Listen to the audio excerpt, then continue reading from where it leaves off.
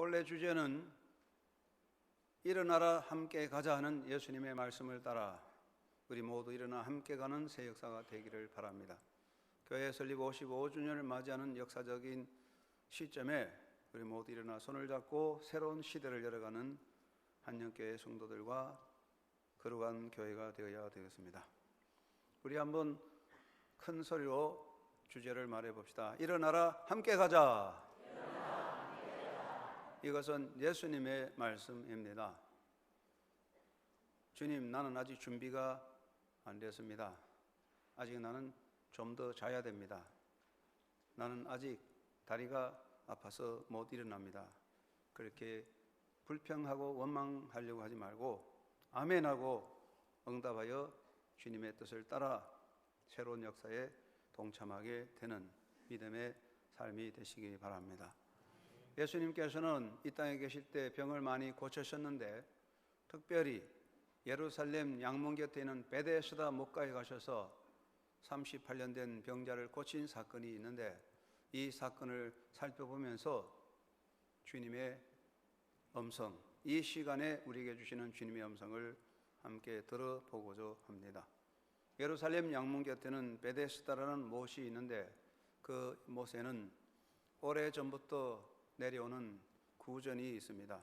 그것은 천사가 가끔 이 못에 내려와 못에 물을 움직이게 하는데 그 시간에 누구든지 그 못에 뛰어들면 어떤 병이든지 고침을 받는다는 것입니다.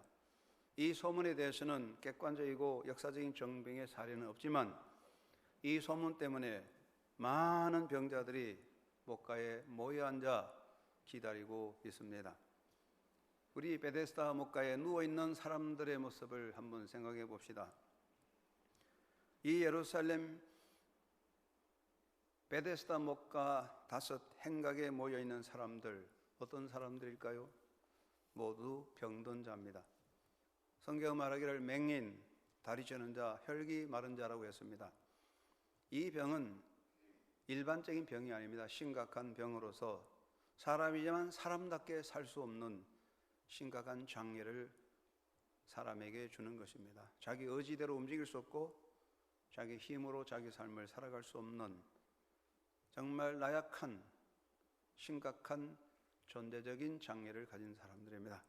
그리고 이들은 정신적으로도 병자였습니다. 우리말에 건강한 신체에 건강한 정신이 깃든다는 말도 있는데 이 사람들은 다 심각한 병자이기 때문에 삶의 용기를 상실하고 삶의 의욕을 잃어버리고 항상 다른 사람에게 의지해서 살아가는 의타적인 병약한 정신 상태였기 때문에 몸과 마음으로 병든 사람들입니다.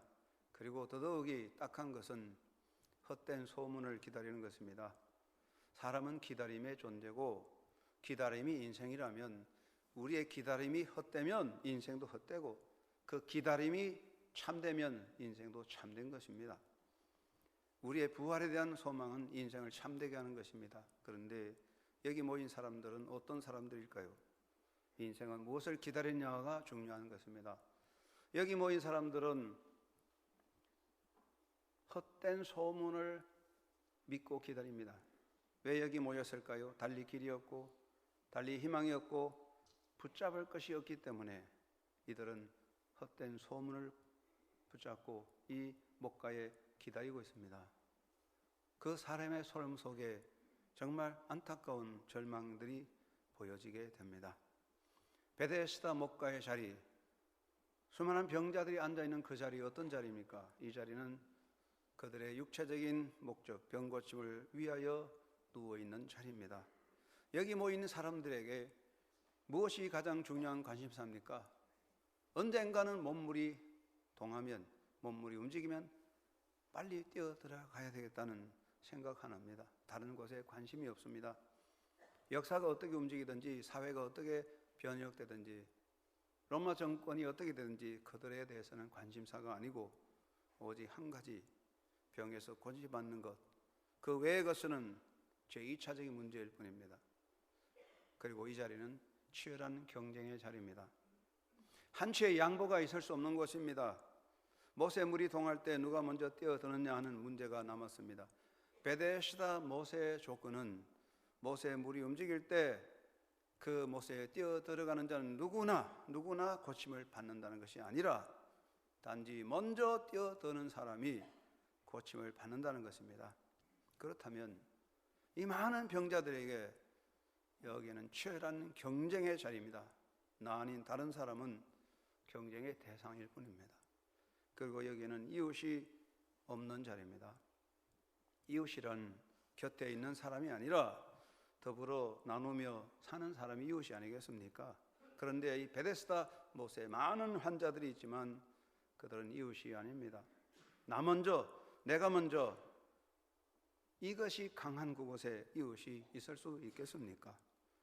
그들 마음속에는 모두 다른 사람이 다 없어지고 자기 혼자만 그곳에 남아있기를 원하지 않겠습니까? 이웃이 없는 자리입니다. 바로 어떻게 보면 이러한 자리가 오늘 우리의 자리가 아닌가 그런 생각을 해봅니다. 예수님께서 이곳에 찾아오셨습니다. 그리고 그 많은 병자들 중에 특별히 38년 된 환자를 만나셨습니다. 예수님은 그에게 물어봅니다. 내가 낫고자 하느냐? 이 물음을 받은 병자는 외칩니다. 주여, 물이 움직일 때 나를 못에 넣어주는 사람이 없어 내가 가는 동안에 다른 사람이 먼저 내려가나이다. 이 병자의 절규 속에서 우리는 세 가지 소리를 듣게 됩니다. 이 병자는 첫째, 내게 이웃이 없다고 외칩니다. 이 병자는 외칩니다. 나를 못에 넣어줄 사람이 없습니다. I have no man. 나는 사람이 없습니다. 그곳은 너무나 외로운 자리입니다. 많은 병자가 있지만 그들은 이웃이 아니었습니다. 단순한 경쟁의 대상입니다. 홀로 있는 자리, 홀로 누워있는 자리입니다. 이웃이 없습니다. 두 번째는 내게 도움이 없다는 절규를 듣게 됩니다. 이 병자는 말합니다. 아무도 나를 도와줄 사람이 없습니다. 이 병자는 정말 도움이 필요한 사람입니다. 제 발로 걸어갈 수 있는 사람이 아닙니다. 누군가가 도와주지 않으면 움직일 수 없는 사람이죠.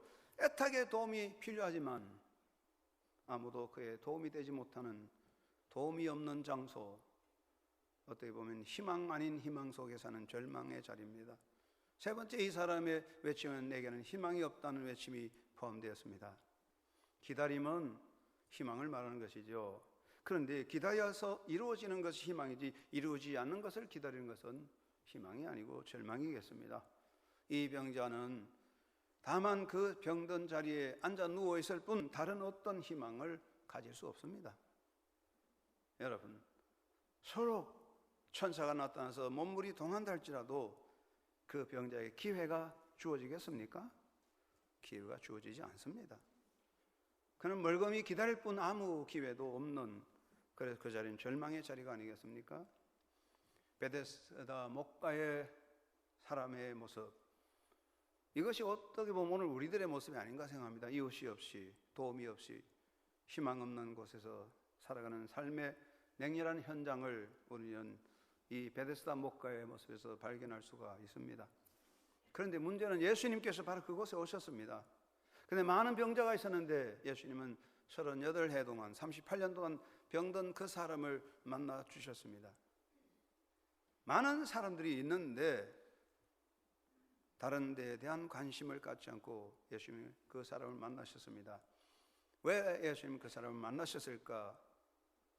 저는 세 가지 추측해 봅니다. 첫째는 그 사람은 홀로 남아있기 때문입니다. 이 병자는 38년 동안 투병 생활을 했습니다.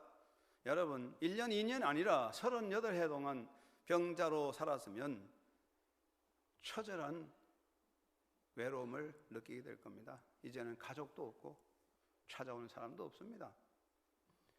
가족이 있어도 지쳐서 오지 않을 거예요. 홀로 남았습니다. 아무도 그의 곁에 그에게 관심 가는 사람은 없습니다. 자기 숨소리밖에 들리지 않는 곳입니다. 철저히 홀로 남은 그곳에 예수님이 찾아오셨습니다. 사랑하는 여러분, 우리가 이 땅에 살 때 나 홀로 남았다는 그곳에 주님은 오십니다. 엘리야가 나 혼자 남았다고 할 때 하나님께서 내가 너와 함께 한다고 말씀했습니다. 인간은 단독자로 살지만 누군가의 손을 잡지 못하고 나 혼자 살아남는, 나 혼자만이 서 있는 그곳에 주님은 오셔서 내 손을 잡아 주십니다. 두 번째, 예수님은 그가 움직일 수 없기 때문에 그를 찾아오신 것으로 여겨집니다. 제 발로 움직이고 활동할 수 있다면 아마 예수님이 그를 찾아오지 않았을 수도 있을 것이에요. 예수님은 그를 만나 주셨습니다.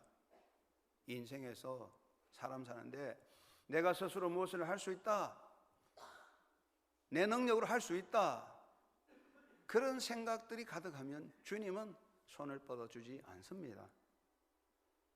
인생의 불행, 우리가 불행하다는 거, 나는 아무것도 할 수 없다, 난 능력도 없다, 나는 병들었다, 그것이 불행이라고 여깁니다. 그런데 실제로 우리가 성경적으로 영적으로 보면 인생의 불행은 나는 아무것도 할 수 없다, 나는 약하다는 것 자체가 불행이 아니라 나는 스스로, 내가 스스로 내 문제를 해결할 수 있다, 내 인생에 불가능이 없다고 하는 자만과 오만, 그것이 인생의 불행인 것이에요.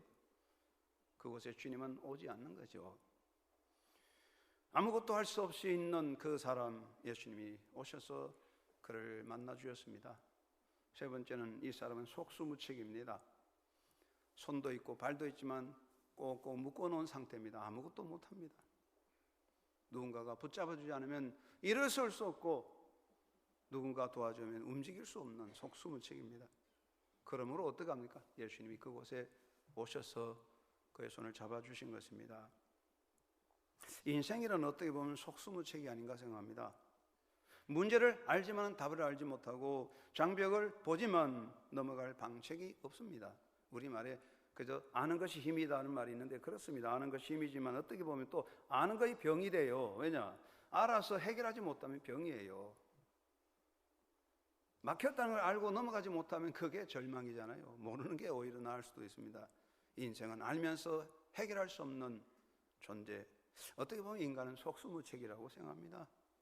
내 인생에 절망이 있어도 해결하지 못하는 존재, 삶의 속수무책, 아무것도 할 수 없는 그곳, 그것을 깨달을 때에 비로소 주님이 내게 오셔서 내 능력이 되어 주십니다. 예수님은 그곳에 오셔서 그 병자에게 명령하셨습니다. 일어나 내 자리를 들고 걸어가라. 예수님의 말씀은 놀라운 변화를 일으킵니다. 일어나라, 내 자리를 들고 걸어가라. 예수님 먼저 일어나라고 말씀했습니다. 여러분, 이 상황으로 돌아가 보겠습니다. 이 병자가 38년 동안 그 자리에 누워 있습니다. 일어나 걸을 수 있는 힘이 없어요. 이제 이미 일어날 수 있는 시대는 지났습니다. 그런데 예수님은 그 사람에게 일어나라고 말씀했습니다. 다리를 고쳐주고 일어나라고 하지 않았습니다. 예수님께서 어느 날 안식일에 회당에 가셨는데 그곳에서 한쪽 손이 말라붙은 사람을 만났어요. 예수님은 그 병자에게 말합니다. 내 손을 펴라. 그 사람이 마음으로 뭐라고 생각했을까요? 내 손이 말라붙었는데 어떻게 손을 펴? 손을 고쳐주고 나서 펴라고 그래야지. 그러나 그 병자는 예수님 앞에서 손을 펴려는 의지로 손을 펴려고 할 때 손이 펴졌습니다. 예수님은 이 병자에게 말합니다. 일어나라. 이것은 그의 믿음을 보시는 겁니다. 이 병자가 예수의 말씀을 믿고 자기 존재를 전적으로 맡길 때에 능력의 역사가 나타났습니다. 이 병자의 영적 의지를 주님은 보시기 원합니다. 일어나고자 하는 의지가 있는 사람은 일어날 수 있지만 일어나려는 의지를 버린 사람은 일어날 수 없습니다. 예수님은 내 믿음대로 되라고 하셨습니다. 그러므로 예수님께서는 그 병자를 향해 말합니다. 먼저 일어나라.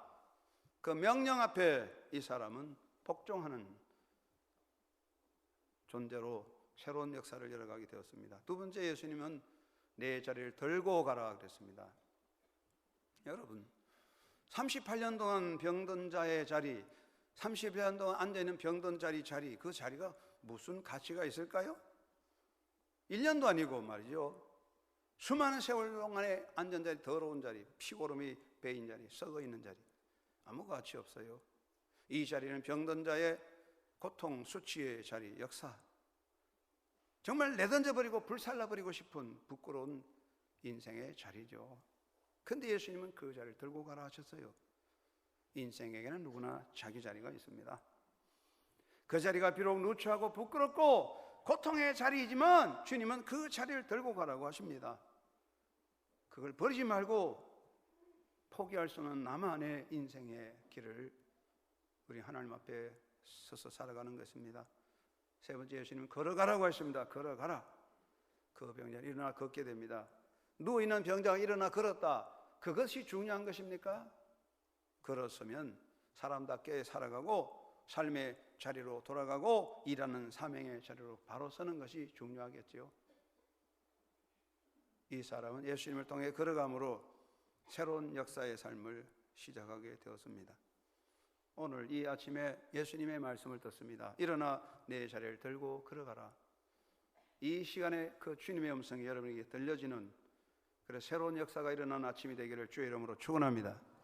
주님의 말씀을 생각합니다. 일어나라 내 자리를 들고 걸어가라. 주님께서 하시는 말씀 한번 외쳐봅시다. 일어나라 내 자리를 들고 걸어가라.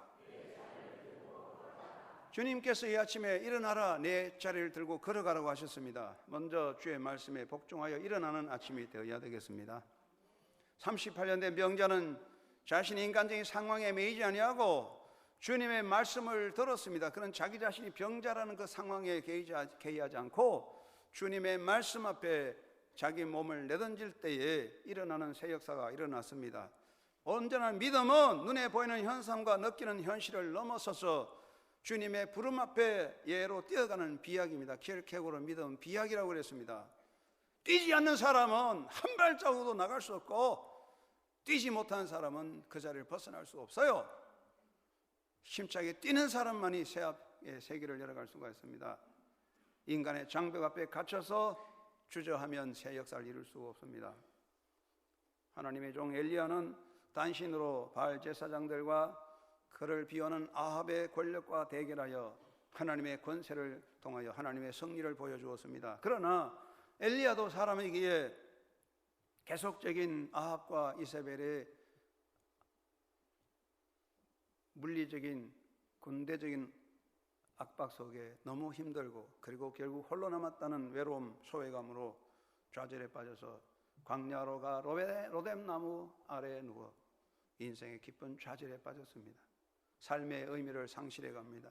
하나님은 이것을 보시고 주의 사자를 보내주셨습니다. 주님의 사자가 물과 떡을 갖고 와서 엘리야를 깨우면서 일어나 먹어라 일어나 먹어라. 엘리야는 그 말씀을 듣고 일어나 먹음으로 호렙산까지 달려가서 마지막에 사명을 수행하게 되었습니다. 일어나야만 마지막 길을 갈 수가 있습니다. 성령의 음성을 들으시고 일어납시다. 사도 바울은 우리에게 뭐라고 말씀하십니까? 다른 이들 같이 자지 말고 오직 깨어 건신하라. 깨어 믿음에 굳게 서서 남자같이 강건하라. 잠자는 자여 죽은 자들 가운데서 깨어 일어나라고 사도 바울이 우리에게 외치고 있습니다. 이제 우리도 깨어나야 됩니다. 잠을 자는 자는 죽은 자는 아니지만 잠을 자는 사람은 죽은 자와 비슷해요. 아무것도 못해요. 그 앞에 진수성찬이 차려져도 먹지 못해요. 우리는 깨어나야 됩니다. 깨어나는 영적 의지를 가져야 됩니다. 예수님 말씀하십니다. 믿는 자에게 능치 못함이 없다고 말씀하셨다면 주님의 말씀을 듣고 내가 안전뱅이라는 상황에 매이지 말고 일어날 수 있는 영적 의지를 가지고 주님 앞에 나오는 이 아침이 되어야 되겠습니다. 시편을 말합니다. 내 영혼아 네가 어찌하여 내 속에서 낭망하며 내 속에서 불안해하는고. 이보다 더 기막힌 일이 없습니다. 문이 막히고 산이 가로막힌 게 문제가 아니에요. 내 영혼이 내 속에서 낭만과 불안과 초조 속에 절망에 빠진 것이 문제입니다. 내 영혼이 내 속에 낭망할 때 희망은 없고 내 속에 주저앉으면 일어날 수 없는 겁니다. 내 영혼아 네가 어찌하여 내 속에서 낭망하며 불안해하는 거 외치는 시편 기자의 고백을 들으면서 이제 우리는 일어나야 됩니다. 내 영혼아 일어나라 힘을 발하라 외치고 일어날 때 성령의 역사가 임할 것입니다. 성령께서 일어나라고 하십니다. 일어납시다. 내 영혼아 일어나라 힘을 발하라 외치는 아침이 되어야 합니다. 한번 합시다. 내 영혼아 일어나라 힘을 발하라. 주님께서 말씀하셨습니다. 주님이 우리에게 명령하십니다. 일어나는 아침이 됩시다. 일어나 걸어라 내가 새 힘을 주리니 일어나 너 걸어라 내 너를 도우리. 주님께서 말씀하십니다. 한번 다 함께 찬양합시다. 시작. 일어나 걸어라 내가 새 힘을 주리니 일어나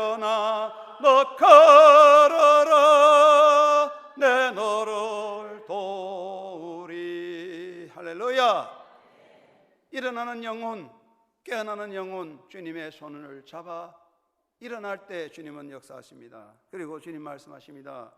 내 자리를 들고 가라. 사랑하는 성도 여러분, 여러분의 자리를 들고 일어납시다. 38년 된 병자의 자리, 38년 된 병든 자의 자리, 내던져 버리고 싶은 자리, 추하고 부끄러운 자리, 잊어버리고 싶은 자리입니다. 정말로 그에게 그 자리는 그의 부끄러운 역사입니다. 고통의 역사입니다. 되돌아보고 싶을 가치 없, 내던져 버리고 불살라 버리고 싶은 것뿐이죠. 그러나 예수님은 그것을 버리고 가지 않고 내 자리를 들고 가라고 말씀했습니다. 사람에게는 모두 자기 자리가 있습니다. 사람들은 자기 자리를 바꾸고 싶습니다.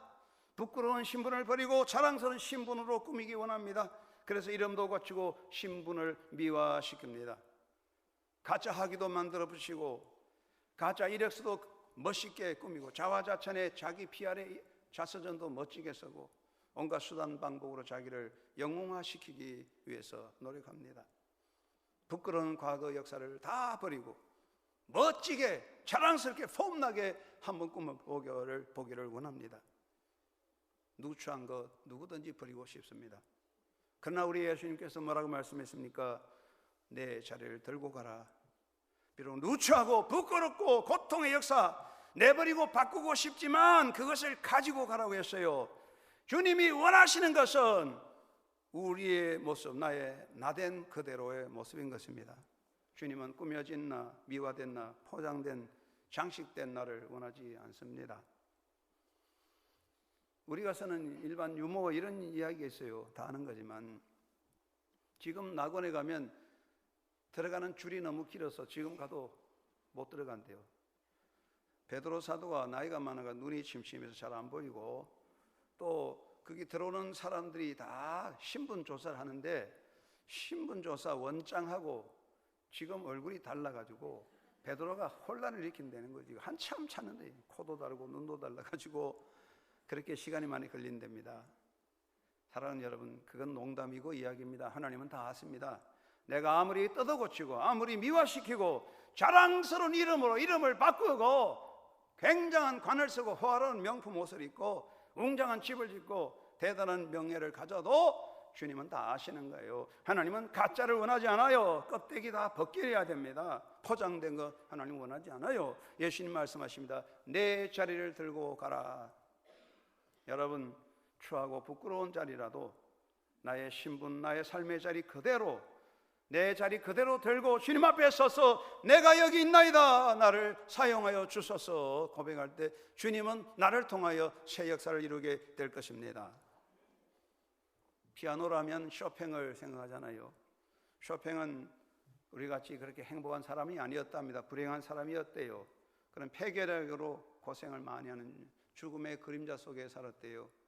조국 폴란드를 떠나 파리에서 살아갈 때 한 번은 파티가 열렸는데 쇼팽의 친구들이 쇼팽을 놀려주려고 유령처럼 보자기를 다 뒤집어 쓰고 깜깜한 밤에 신음소리를 내면서 쇼팽을 맞이했답니다. 쇼팽이 문을 열고 들어가니까 이게 완전히 죽음의 분위기였습니다. 그래도 쇼팽은 조금 더 개의하지 않고 피아노 앞에 가서 그대로 피아노를 쳤습니다. 그것이 바로 유명한 장송행진곡이랍니다. 쇼팽은 어떤 상황이든지 자기 자신을 포기하지 않고 도약하는 사람이었습니다. 이게 참 아름다운 마음이죠. 매우 불행한 한 사나이가 있었습니다. 그는 3살 때 고아가 되었습니다. 17살 때 선천성 심장병으로 고생했습니다. 학교 생활도 못하고 퇴학을 당했습니다. 가난했습니다. 20살 때부터 20년 동안 가난과 질병, 고통과 싸우면서 그래도 포기하지 않고 시를 쓰고 소설을 쓰고 수필을 남겨 날카로운 비평을 남겼는데 현재 미국 캘리포니아 헌팅돈 도서관에 가면 그의 시가 있는데 그 시 한 편에 5만 불이 넘는 시도 있습니다. 그 사람은 바로 유명한 에드거 앨런 포우라는 사람입니다. 자기 자리를 들고 가는 사람이었습니다. 주님께서는 내 모습 그대로 받으시기 원합니다. 결코 꾸며진 거 주님 원하지 않습니다. 다윗은 목동호의 스타일로 물맷돌을 들고 가서 다윗과 골리앗을 격투하여 싸웠습니다. 사랑하는 여러분, 그게 목동이 있는 놀이터가 아니고 양치는 거 아닙니다. 전쟁하는 거예요. 골리앗과 전쟁터입니다. 전쟁터에 창칼이 화살이 날다는 전쟁터인데 물맷도 들고 뭐 강아지 잡습니까? 무엇합니까? 그러나 다윗은 그 전쟁터에 물맷돌 들고 목동의 스타일로 나갈 때 하나님이 그와 함께 할 때 골리앗을 이길 수 있게 해주었어요. 사랑하는 여러분, 나는 초라하고 부족할지라도 내 자리가 고름 끼고 가치 없는 내버리고 싶은 것이라도 주님은 그 자리를 들고 가라고 했어요. 여러분 있는 그대로 나는 아무것도 없다고 말하지 마세요. 그것을 가지고 주님 앞에 서서 주님의 손을 잡는 삶이 되기를 주의 이름으로 축원합니다.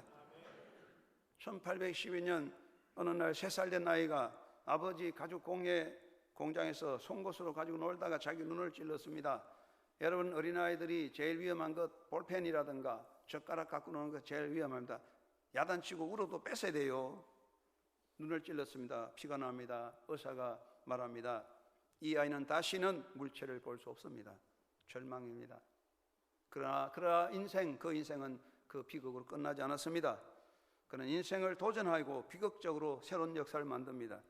그는 눈으로 볼 수 없기 때문에 점자법을 연구 개발하여 수많은 시각장애자들에게 희망과 용기를 주었습니다. 프랑스의 맹인 교육자 루이 브레이유라는 사람의 이야기입니다. 하나님은 내 모습 그대로 서시기 원합니다. 나는 초라합니다. 나는 못합니다 하지 마세요. 여러분 그 자리를 들고 주님 앞에 나아가는 새로운 도전의 아침, 주님의 손을 잡는 아침이 되시기를 주의 이름으로 축원합니다. 주님의 손을 잡고 걸어갑시다. 일어나도 혼자 있으면 안 돼요. 손을 잡아야 돼요. 하나님의 손을 잡아야 돼요. 내 힘으로 결코 내 갈 길 다 갈 수 없어요. 나 혼자 다 되지 않습니다. 큰 소리 치면서 안 됩니다. 언제나 주의 손을 잡고 가야 됩니다. 제자들이 지치고 피곤하고 쓰러졌을 때 예수님께서 야 그만 집에 가라 하지 않았어요. 일어나라 함께 가자. 이게 얼마나 좋은 말인지 모릅니다. 일어나라 함께 가자. 한번 해봅시다. 일어나라 함께 가자. 주님이 함께 가자고 했어요. 주님의 손 잡으면 다 할 수가 있습니다. 이런 유머가 있어요. 어떤 세계 역도 선수권자가 비행기를 탔는데 너무 이제 자기 힘을 믿어서 안전벨트를 안 하고 앉아 있으니까 여성분이 와서 손님 좌석 벨트를 단단히 매주세요 했더니 역도 선수가 대답하기를 슈퍼맨은 좌석 벨트가 필요 없어 하고 금방을 떨어대요. 그러니까 여성분이 웃으면서 대답했답니다. 진정한 슈퍼맨은 비행기가 필요 없죠. 여러분 인간은 비행기 안 타면 날아갈 수 없어요. 하나님의 도움 안 받고는 갈 곳이 없습니다. 여러분 제 손으로 할 수 있는 게 아니에요. 주님 손잡아야 돼요. 일어났다고 큰 소리 치지 말고 예수님 손잡고 끝까지 달려갑시다. 제가 종종 한 이야기입니다. 한 소년이 엄청나게 큰 돌멩이를 옮기려고 낑낑거리고 있습니다. 아버지가 곁에서 보면서 야, 좀 더 힘써봐 그렇게 말합니다. 아빠가 그렇게 말하니까 아이가 열심히 합니다. 소년이 땀만 빡빡 흘리고 안 되니 아빠 못해 안 되겠어 최선을 다해보라고 했더니 아빠 최선을 다해도 안 돼. 그러니까 아빠가 말합니다. 너는 최선을 다한 게 아니요. 너는 아빠의 도움을 구하지 않아서. 사랑하는 여러분, 최선을 다했다고 나는 최선을 다했다고 말합니까? 최선 아닙니다. 사람들은 말합니다. 최선을 다하면 된다고. 아니옵시다. 최선을 다한다고 되지 않습니다. 한계가 있습니다. 주님의 도움을 받지 않는 것은 최선이 아닙니다. 내가 약하더라도 주님의 손 잡는 것이 최선입니다. 주님의 손 잡고 가는 인생이 되십시오. 예수님 말씀하셨습니다. 사람으로는 할 수 없으나 하나님으로는 다 할 수 있느니라. With man this is impossible. With God all things are possible. 하나님이 함께할 때 된다. 사람이 함께하면 with man 다 안 되지만 with God 하나님이 함께하면 다 할 수 있다. 할렐루야. 여러분 주님의 손 잡고 가야 됩니다. 끝까지 갑시다. 포기하지 맙시다. 걸어가되 어디로 가야 됩니까? 올바른 삶을 향하여 목표를 향하여 주님의 뜻을 향하여 걸어가야 됩니다. 주님의 손잡고 가면 되는 것입니다. 사도 바울은 전도 여행 마지막에 고백합니다. 오직 성령이 각성해서 내게 전가하여 결박과 환난이 나를 기다린다 하시나 나의 달려갈 길과 주 예수께 받은 사명 곧 하나님의 은혜 복음 전가하는 일을 마치려면 나의 생명을 조금도 귀한 것으로 여기지 아니하노라. 사도 바울의 뜨거운 열정, 그 결단이 여러분의 가슴에 불타오르는 주의 백성이 되기를 바랍니다. 끝까지 가야 됩니다. 주님의 손잡고 다시 일어나서 용감하게 나가는 새해가 되어야 되겠습니다. 제가 어떤 기사를 보니까 바보새가 있다고 했어요. 바보새. 뭐가 바보새냐? 걷는 모습이 뒤뚱거리고 바보 같고, 아이들이 돌을 던져도 도망도 못 가고 돌 맞는 바보새. 사람들이 쉽게 잡아서 하도 쉽게 잡혀가지고 멸종 위기에 있는 새, 바보새. 날개를 펴면 날개 길이가 3m가 되는 그런 바보새가 있대요. 그런데 이 바보새지만 폭풍의 날에, 태풍이 불 때 저 높은 산 위에 벼랑에서 그 폭풍을 타고 비상하게 납니다. 바람을 타고 날아가는데, 이 새는 한번 날면 6일간 날개짓을 안 해도 날아갈 수 있어요. 2달 만에 지구를 한 바퀴 돌아요. 지구상에서 가장 멀리 나는 새, 그 새의 본명은 무엇입니까? 알바트로스입니다. 바보새로 하지만 바람을 타고 폭풍을 타고 하늘을 나르는 비상하는 새, 중국명으로는 신천옹이라고 그래요. 하늘을 믿는 노인이다. 알바트로스, 바보새가 아닙니다. 그렇습니다. 내 힘으로 하면 아무것도 못합니다. 그러나 우리 하나님의 역사를 붙잡으면 할 수 있습니다. 저는 우리 아이들을 위해 기도할 때, 또 우리 손자들을 위해 기도할 때, 하나님, 우리 아이들이 하나님의 성령의 파도를 타고 가는 홀리 윈드 서퍼가 되게 해주세요. 성령의 파도를 타고 가는 사람 되게 해달라고 기도합니다. 하나님의 바람 타면 날아갈 수 있습니다. 어떻게 보면 고난의 폭풍은 비상의 기회인 것입니다. 우리는 고난의 폭풍을 두려워하지 말고 그 폭풍의 바람을 타고 날아가면 새로운 시대를 열어갈 수가 있습니다. 우리 주님이 함께 하십니다. 주님이 함께하면 못할 일이 없습니다. 능치 못함이 없다고 했습니다. 이제 모두 여러분 일어나서 내 자리를 들고 주님의 손잡고 힘차게 달려가는 새로운 도약의 2016년이 되시기를 바랍니다. 힘을 냅시다. 주님이 함께 하십니다.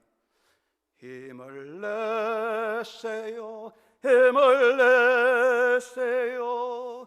주님이 손잡고 계시잖아요.